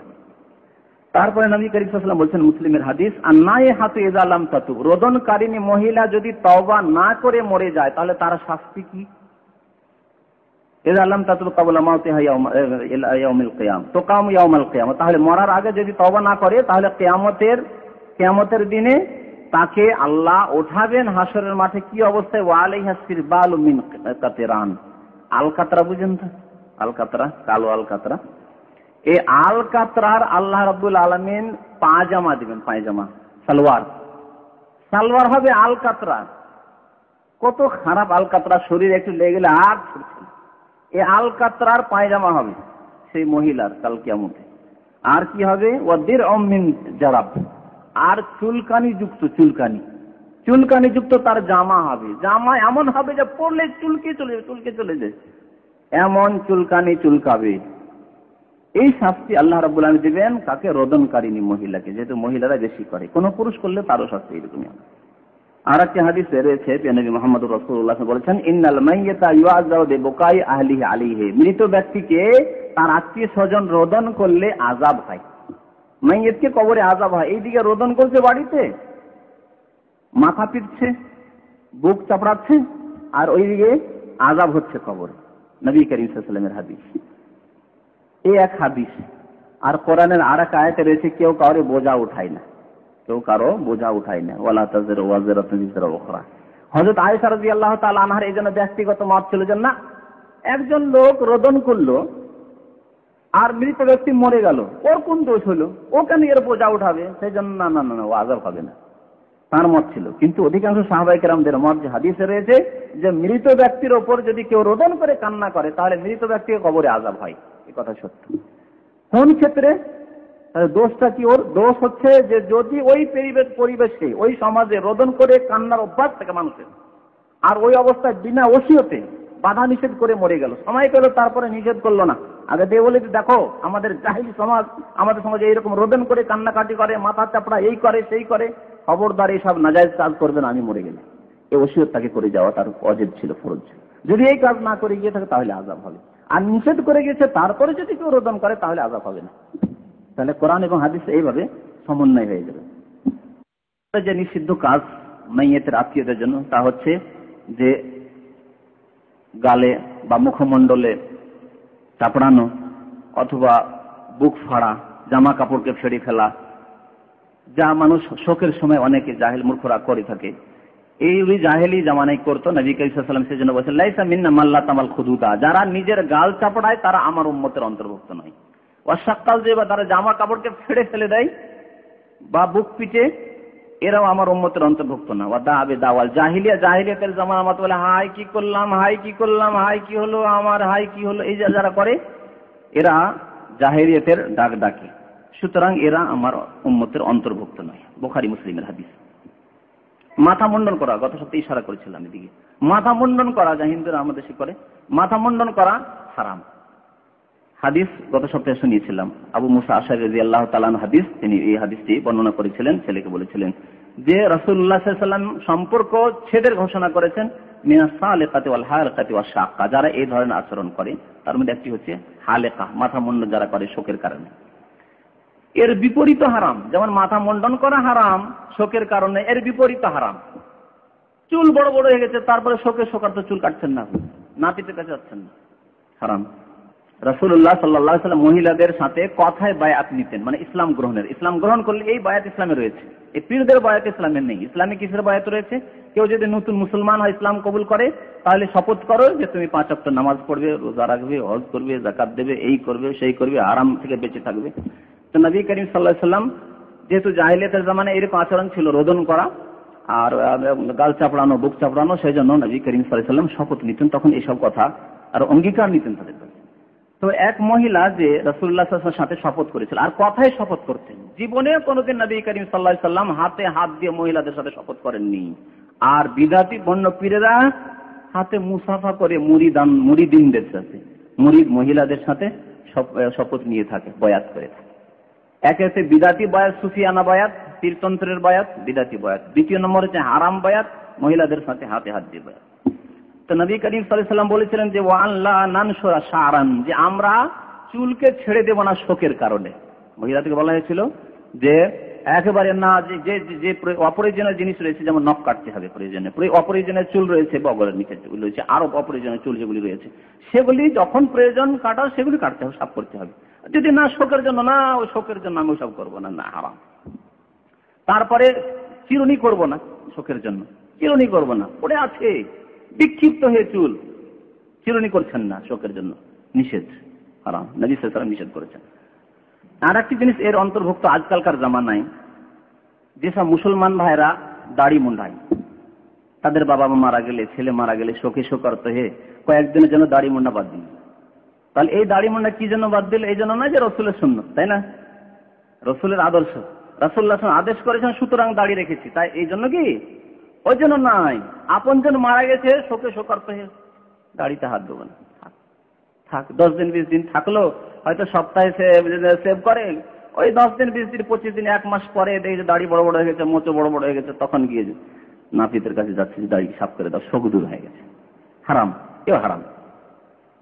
যেহেতু নবী করিম সাল্লাল্লাহু আলাইহি ওয়াসাল্লাম বিক্ষিপ্ত চুল রাখতে নিষেধ করেছেন, চুল প্রয়োজনে চুল কাটতে হবে। আর আপনি শোকের জন্য এখন যে দাড়িটি আপনি রাখছেন, দাড়ি এমনি রাখা আপনার আল্লাহর পক্ষ থেকে, রাসূলের পক্ষ থেকে আদেশ, কিন্তু আপনি এখন যে দাড়ি রাখছেন আল্লাহ রাসূলের আদেশ পালনের উদ্দেশ্যে দাড়ি রাখছেন না, শোকের জন্য দাড়ি রাখছেন। সুতরাং এইরকম করা হারাম। এই নিয়েতে দাড়ি ছেড়ে দিয়েছি, হারাম। আর 2-4-10 দিন গেল, যখন শোক একটু দূর হলো, তখন আবার দাড়ি সাফ করে দিলাম, না, চলবে না, হারাম। আর একটি বিষয় নিয়ে আলোচনা করবো, সেটি হচ্ছে মৃত ব্যক্তি মারা গেলে কিছু লক্ষণ আছে, যেসব লক্ষণ দেখলে বা যেসব লক্ষণের কথা হাদিসে রয়েছে, সেসব লক্ষণ পাওয়া গেলে জানতে হবে যে লোকটি ভাগ্যবান। লোকটি ভাগ্যবান, অনেকগুলি লক্ষণ এই ক্ষেত্রে রয়েছে। কেমন করে বুঝবো যে লোকটি ভাগ্যবান? হাদিসে রয়েছে এর প্রমাণ। তার মধ্যে একটি হচ্ছে, প্রথম, যে ইন্তেকালের মুহূর্তে যদি কালেমা লা ইলাহা ইল্লাল্লাহ মুহাম্মাদুর রাসূলুল্লাহ বলার সুযোগ পায়, চোখের সামনে দেখতে পেলেন যে মাশাআল্লাহ, আমরা তালকিন করলাম, তালকিনের কথা কত সত্য বলেছিলাম, তালকিন করবেন লা ইলাহা ইল্লাল্লাহ মুহাম্মাদুর রাসূলুল্লাহ, আশহাদু আল্লা ইলাহা ইল্লাল্লাহ ওয়া আশহাদু আন্না মুহাম্মাদান আবদুহু ওয়া রাসূলুহু, তার সামনে বলছেন, আর সেও আপনার সাথে সাথে বলল, একবার কমপক্ষে বলা সুযোগ পেয়ে জবান নড়িয়ে বলছে, বুঝতে পারলেন যে বল, আর তারপরে ইন্তেকাল হলো, ভাগ্যবান। এটি হচ্ছে ভালো লক্ষণ যে মাইয়েত ভাগ্যবান, জান্নাতি ইনশাআল্লাহ। এই ক্ষেত্রে অনেকগুলি হাদিস রয়েছে, তার মধ্যে একটি হাদিস বলছি, প্রিয় নবী মুহাম্মদুর রাসূলুল্লাহ সাল্লাল্লাহু আলাইহি ওয়াসাল্লাম বলেছেন, মান কানা আখিরু কালামিহি লা ইলাহা ইল্লাল্লাহ দাখালাল জান্নাহ। হাকিমে রয়েছে হাদিসটি হাসান। যে ব্যক্তির শেষ কথা হবে লা ইলাহা ইল্লাল্লাহ মুহাম্মাদুর রাসূলুল্লাহ, আল্লাহ ছাড়া কেউ সত্য মাবুদ নেই এবং মুহাম্মদ সাল্লাল্লাহু আলাইহি ওয়াসাল্লাম আল্লাহর প্রেরিত রাসূল, সে জান্নাতে যাবেই যাবে, দাখালাল জান্নাহ, ভাগ্যবান সে। শেষখানে কালেমা লা ইলাহা, দোয়া করেন আল্লাহর কাছে, আল্লাহ যেন আমাদের সবাইকে কালেমা লা ইলাহা ইল্লাল্লাহর উপর মরণ দান করেন, আল্লাহ যেন আমাদেরকে সুযোগ দান করেন যাতে করে কালেমা লা ইলাহা ইল্লাল্লাহ মুহাম্মাদুর রাসূলুল্লাহ পড়ে আমরা মৃত্যুবরণ করতে পারি, আল্লাহুম্মা আমিন। দ্বিতীয় ভালো লক্ষণ হচ্ছে যে মরণের পরে ইন্তেকাল হয়ে গেল, রূহ কবজ হয়ে গেছে, তারপরে যদি দেখা যায় যে কপাল ঘেমে গেছে, এটি অনেক নেক মানুষদের দেখা যায়, আমরা নিজেও দেখেছি। নেক যারা সৎ মানুষ, দেখা যায় ইন্তেকালের পরে কপাল ঘেমে গেছে, ঘাম দেখা যাচ্ছে, এটি হচ্ছে ভালো লক্ষণ। নবী মুহাম্মদুর রাসূলুল্লাহ সাল্লাল্লাহু আলাইহি ওয়াসাল্লামের একটি হাদিস রয়েছে, বুরাইদা ইবনুল হুসাইব বলছেন যে সামিআতু রাসূলুল্লাহ সাল্লাল্লাহু আলাইহি ওয়াসাল্লাম বলছি, যে আল্লাহ রাসূলকে বলতে শুনেছি, তিনি বলছেন, মাউতুল মুমিনি বিআরাকিল জাবিন, মুমিনের মরণ হয় কপালের ঘামের সাথে, অর্থাৎ ইন্তেকালের মুহূর্তে কপালে ঘাম ছড়িয়ে পড়ে, ঘাম ছুটে পড়ে, এটি হচ্ছে লক্ষণ।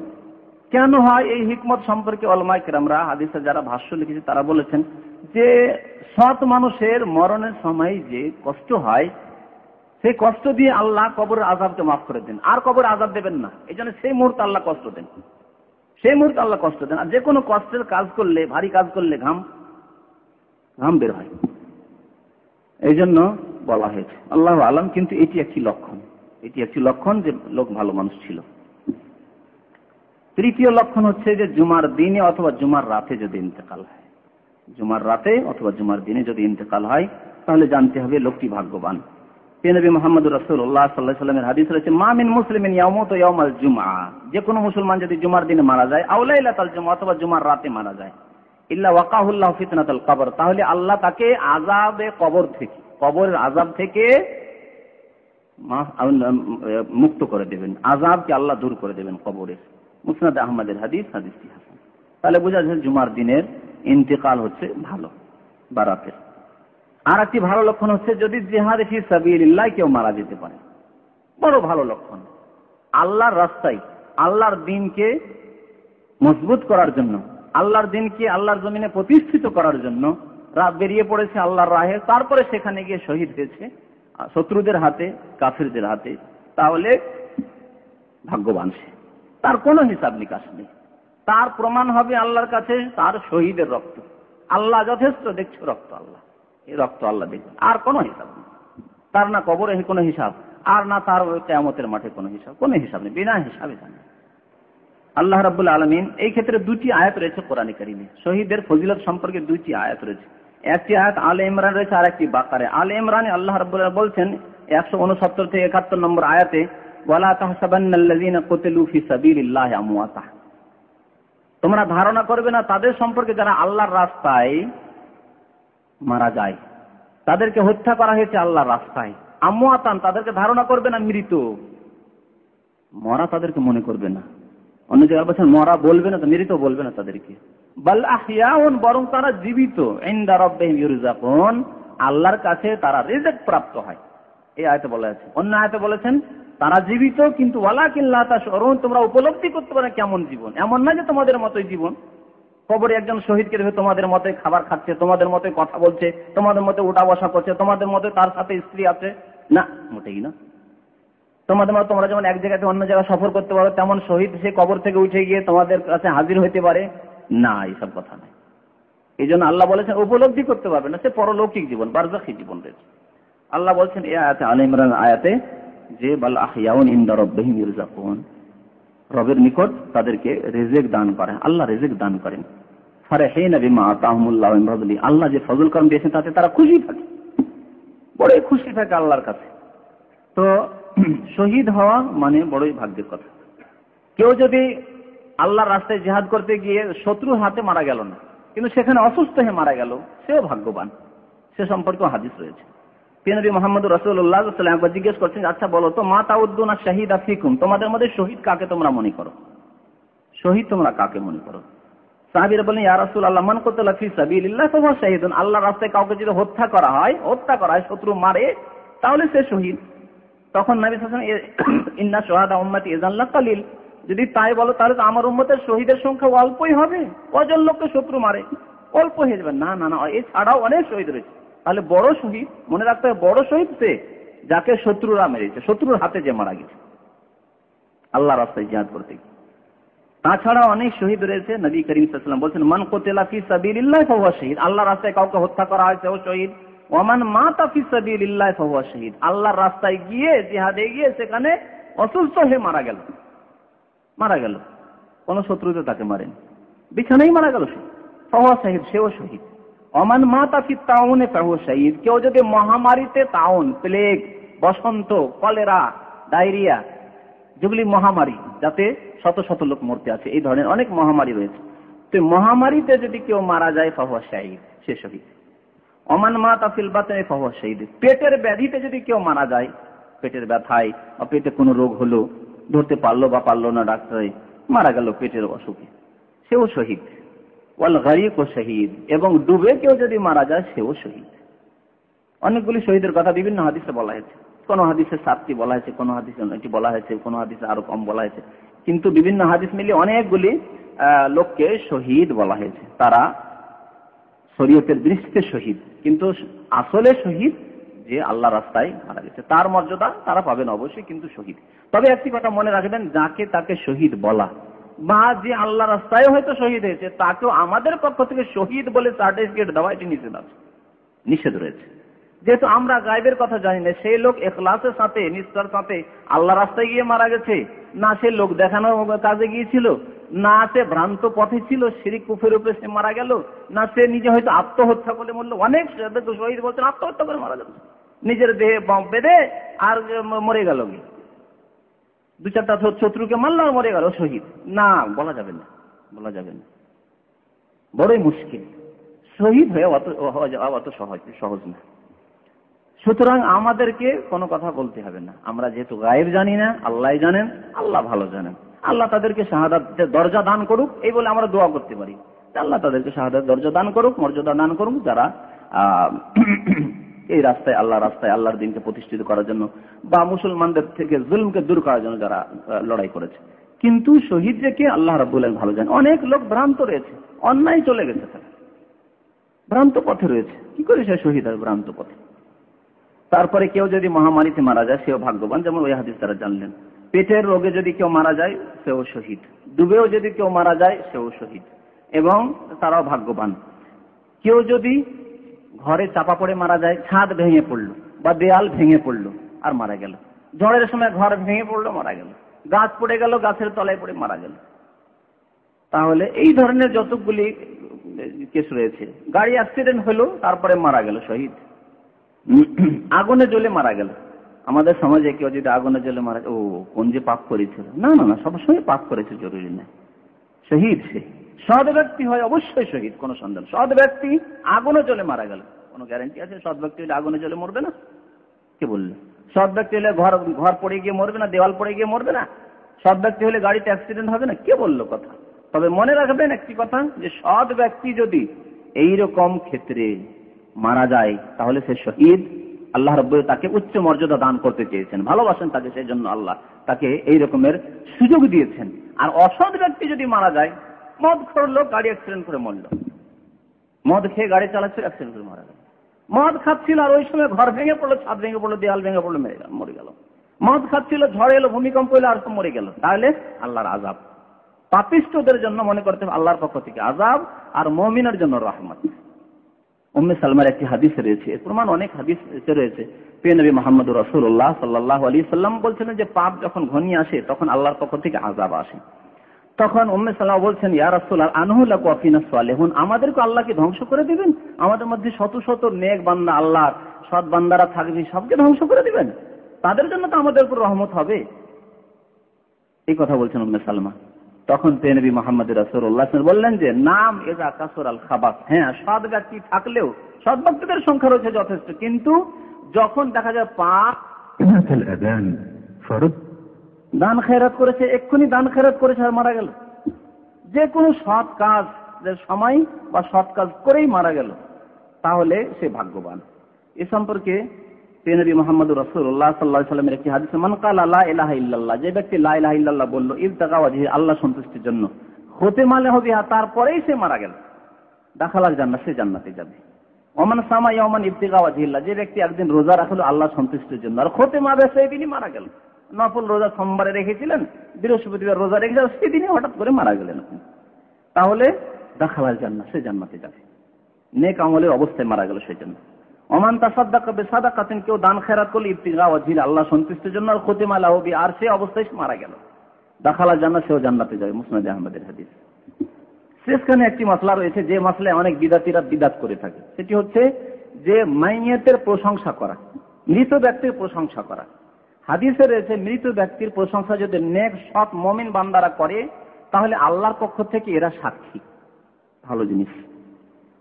কিন্তু বিদাত কি করা হয় এই সম্পর্কে, বিদাত এই করা হয় কোন কোন এলাকায়, জানি না আপনাদের বিভিন্ন এলাকা আছে কিনা, কিন্তু কিছু এলাকা সম্পর্কে আমাদের কাছে এরকম খবর আছে যে সেই এলাকায় যখন কোনো মানুষ মারা যায়, জানাজা পড়া হয়ে গেল বা তার আগে, জানাজা পড়ার পূর্বেও আর জানাজা দাফন কাফনের পরেও জিজ্ঞেস করে, ভাই তোমরা সবাই মিলে বলো যে লোকটি ভালো, লোকটি সম্পর্কে ভালো সাক্ষী দাও ভাই তোমরা, বলে বিদআত।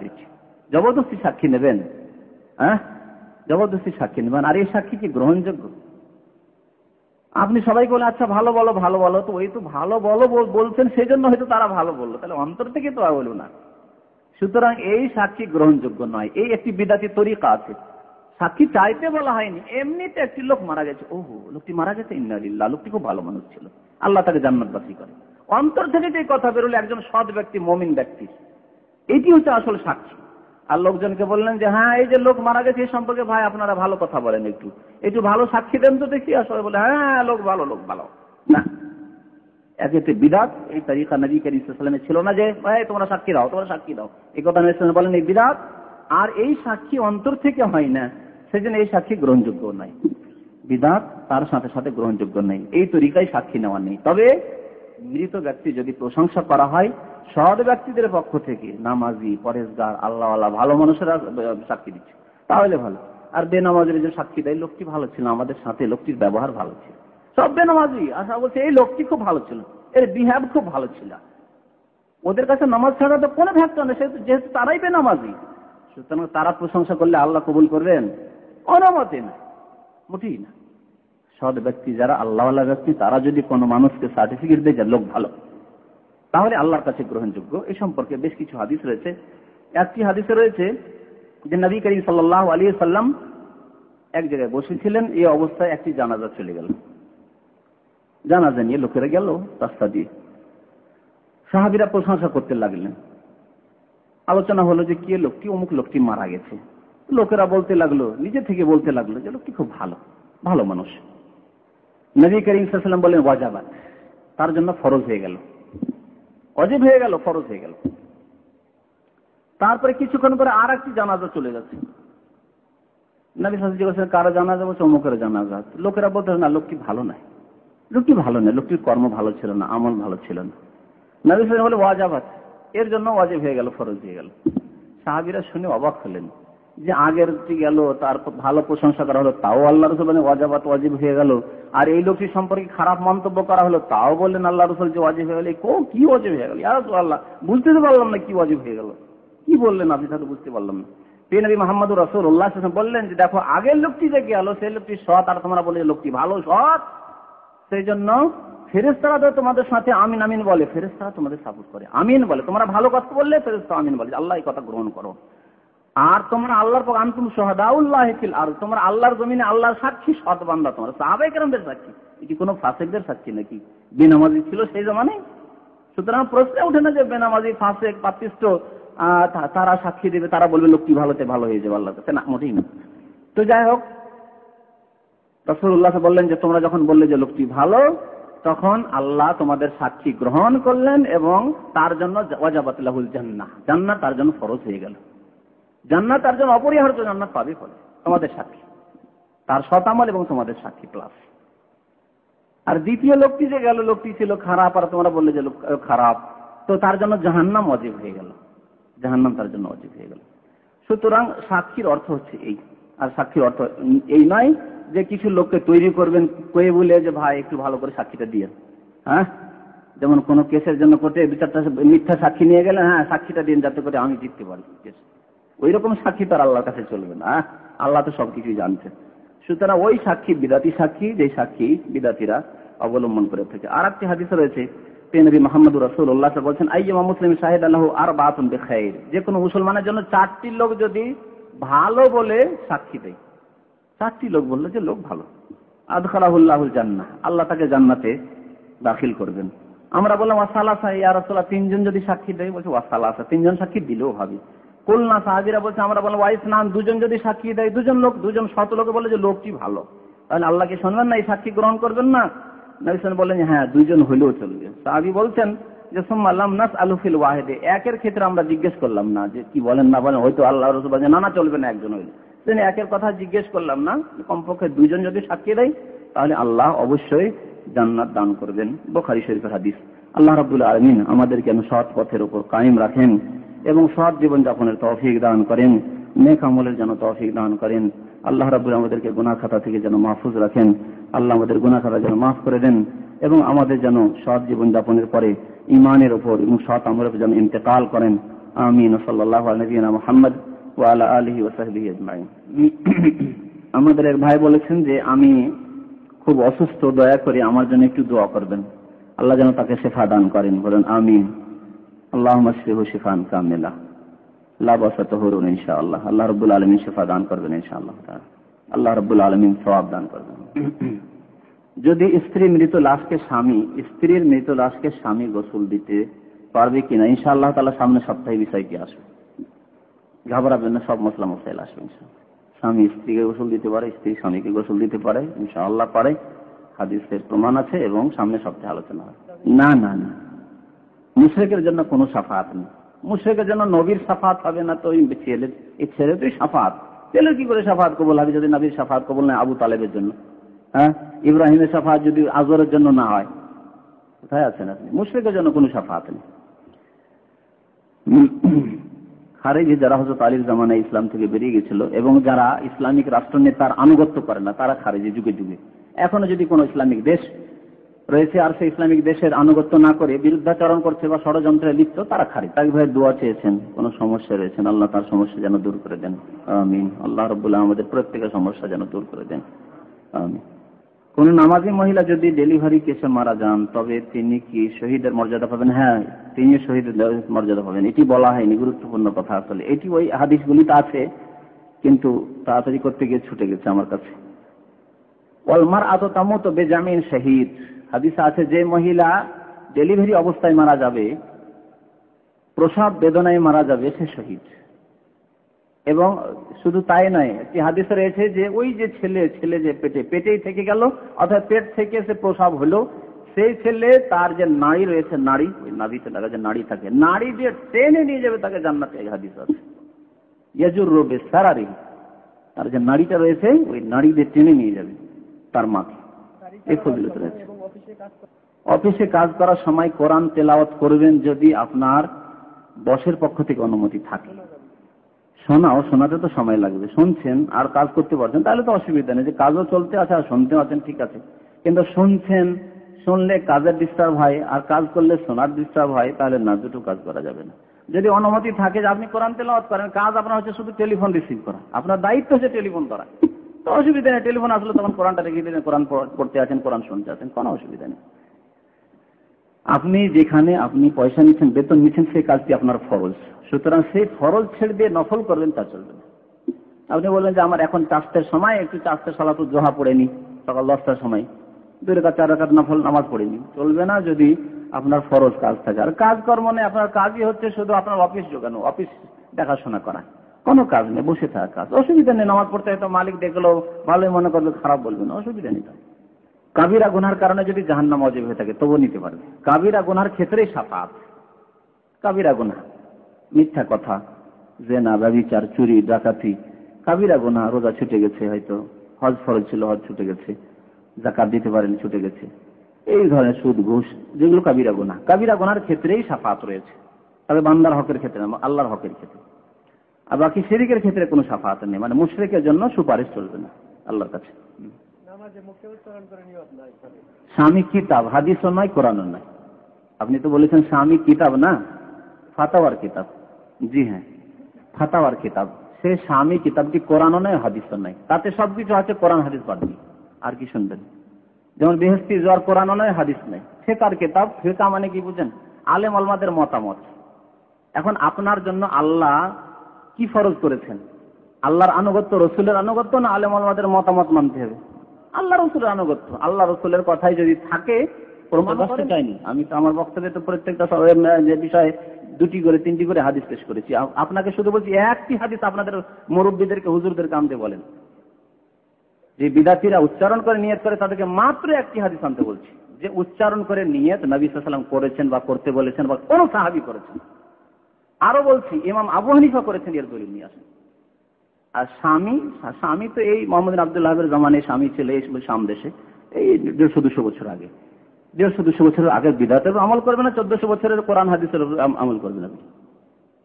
প্রথম কথা, অনেক ফেরেশতা রয়েছে, মালাকুল মত একজন নয়। যেমন আমাদের দেশে অনেকের ধারণা যে মালাকুল মত একজন বসে আছে, আর পৃথিবী একটা রুটির মতো। অনেকে বলে, আমরা ছোটকালে ওয়াজ মাহফিলে শুনেছি, বক্তাদের অনেক আজব কথাবার্তা আছে, যে পৃথিবীর রুটির মতো। একটা রুটি, যেমন রুটি এদিক থেকেও খান, ওই দিক থেকেও খাচ্ছেন, ওই দিক থেকেও খাচ্ছেন, যদিও সুন্নতের খেলাফ, একদিক থেকে খাওয়া সুন্নত, কিন্তু এই দিক থেকেও খাচ্ছেন, ওই দিক থেকে খাচ্ছেন, ওই রকম মালাকুল মত বসে আছে, আর এই দিক থেকেও নিচ্ছে, ওই দিক থেকেও নিচ্ছে, ওই দিক থেকেও নিচ্ছে, আর এইভাবে রোগ কবুল করছে, ধান কবুল করছে। এটা বাজে কথাবার্তা। বরং কোরআনের প্রমাণ আছে, তাওয়াফাতহু রাসূলুনা। কোরআন আল্লাহ বলেছেন যে আমার অনেক ফেরেশতা রয়েছেন, যেসব ফেরেশতারা ওয়াফাত দিয়ে থাকে, মৃত্যু দিয়ে থাকে। সুতরাং মালাকুল মত হচ্ছে যে চিফ, সে ডিপার্টমেন্টের চিফ, কথা বুঝতে পারছেন? আর বাকি তার অনেক সহচর ফেরেশতা রয়েছে যারা এই কাজে নিযুক্ত আছে। তাছাড়া একজন ফেরেশতার আল্লাহ অনেক শক্তি দিয়েছেন, সীমাহীন শক্তি আল্লাহ ফেরেশতাদেরকে দান করেছেন। যদি জিবরাইল আলাইহিস সালাম আসল রূপে যখন নবী সাল্লাল্লাহু আলাইহি ওয়াসাল্লামের কাছে একবার দুবার আসেন, তখন দেখা গেছে ওয়ালাহু সিত্তুমিয়াতু জানাহ, 600টি তার ডানাই ছিল, 600টি ডানা। আর যখন আসাদ সাদ্দাল ওফক, মনে হচ্ছে একটি প্রান্ত ঘিরে নিয়েছে, মানে পূর্ব দিকে তাকালে মানে পূর্ব দিকে পুরোটাই জিবরাইল, আর জিবরাইল কিছু নজর আসছে না। যেমন আমরা ফাঁকা মাঠে তাকালে আকাশ আর আকাশ, তাছাড়া আর কিছু দেখা যায় না, ঠিক তেমনই জিবরিল ছাড়া আর কিছু দেখা যাচ্ছে না ওই দিকটা। একটি ফেরেশতা যদি এইরকম হন, তাহলে মালাকুল মত ওই রকমেরই ফেরেশতা। বড় প্রশ্ন। আমার মানে নাম চেঞ্জ করে পাসপোর্ট বানানো বাংলাদেশে সবচেয়ে বেশি হয়, আমার অভিজ্ঞতায় যেটা বলছি, বাংলাদেশে সবচেয়ে বেশি হয়। এই ক্ষেত্রে যদি কারো পাসপোর্ট জালিয়াত করে থাকেন, এখানে তো আপনি স্পষ্ট করেন, অনেকে পাসপোর্ট জালিয়াত করে আসে, পাসপোর্ট আপনার না, একজনকে যে ছুটিতে তারপর এলো না, ছবি আপনার ঢুকিয়ে দেওয়া হয়েছে, নামটি অন্য লোকে, তাহলে হারাম। তাহলে আপনার এই নাম ব্যবহার করা হারাম, এই পাসপোর্ট ব্যবহার করা হারাম, আপনার খেয়ানত কাবিরা গুনাহ করছেন। আর যা আপনি বেতন সেতন পাচ্ছেন, ইনকাম করছেন এখানে, সবগুলি হারাম, রিজিক হারাম। আপনার ভালো করে শুনে রাখেন। একামা যদি জালিয়াতি করেন, আমি জেলে আমি প্রতি শনিবারে বক্তব্য যাই, অধিকাংশ 50 জন কাছাকাছি বাংলাদেশি আছে, তো তাদের মাঝে বক্তব্য করতে গিয়ে আমি মাঝে মাঝে খোঁজ খবর নিই, 10 মিনিট 15 মিনিট ওদেরকে বলতে দিই, কারণ সবসময় যদি নিজের কথা বললে মনে শান্তি হয় না। তাদের কথা প্রথম 10 মিনিট শুনি, এই শুনে যখন ওদের শোনা হয়ে গেল, তখন আমি আলোচনা শুরু করি। ওখানে মসজিদ আছে, বড় মসজিদ, সেখানে তাদেরকে নিয়ে আসা হয় আপনার তাদের আম্বারগুলি থেকে, সেকশন থেকে। তো জিজ্ঞেস, অধিকাংশ বাংলাদেশি কেউ পাসপোর্ট জালিয়াত, কেউ একামা জালিয়াত। যতটি এখানে আছে তাদের পাসপোর্ট জালিয়াত না একামা জালিয়াত। কোন দেশের লোক হিরোইনে বেশি, গাঁজাতে বেশি, আবার এই আমাদের বাংলাদেশের লোক বেশি পাসপোর্ট আর একামা জালিয়াতে বেশি। বুঝতে পারছি এই অবস্থা। তো হারাম, এই রিজিক হারাম। বাকি কথা হলো যে ওখানে হয়তো ভিসায় নাম ওইভাবে গিয়েছে, এখন ওই নাম ছাড়া আপনি আসতে পারছেন না, নাম আমরা পরিবর্তন করে দিলেন, বা আপনার নামে কোনো অসুবিধা ছিল সেই নাম দিয়ে পাসপোর্ট করতে, তো সেই জন্য আপনি নাম চেঞ্জ করেছেন, তাহলে কোনো অসুবিধা নেই, তাহলে আশা করি কোনো অসুবিধা নেই। কিন্তু জালিয়াত করে যদি এসে থাকেন, তাহলে অসুবিধা আছে। মা মারা গেছেন, বাবা মারা গেছেন, আল্লাহ তাদেরকে জান্নাতবাসী করেন, আমিন। আল্লাহ রাব্বুল আলামিন আপনাকে যেন সুখে রাখেন ইনশাআল্লাহ তাআলা। আল্লাহ রাব্বুল আলামিন বাবা মায়ের জন্য আপনার যে করণীয় রয়েছে করার জন্য তৌফিক দান করেন, আমিন।